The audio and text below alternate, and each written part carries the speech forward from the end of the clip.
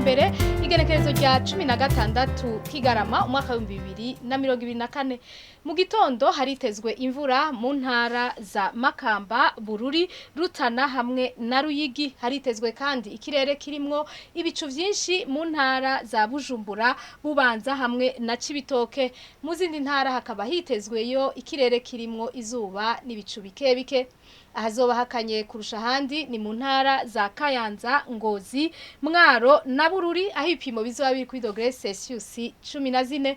Ku muhingamo hitezwe imvura mu ntara za Cibitoke, Bubanza, Kayanza, Ngozi, Muramvya, Gitega, Mwaro, Rutana, Ruyigi, Cankuzo hamwe na Makamba.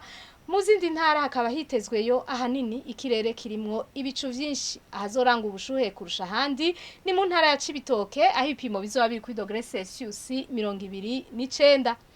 Ejo mu gatondo izuba rizoseruka igihe cy'isaha 11:49 rirenge igihe cy'isaha 12:07 zo ku mugoroba.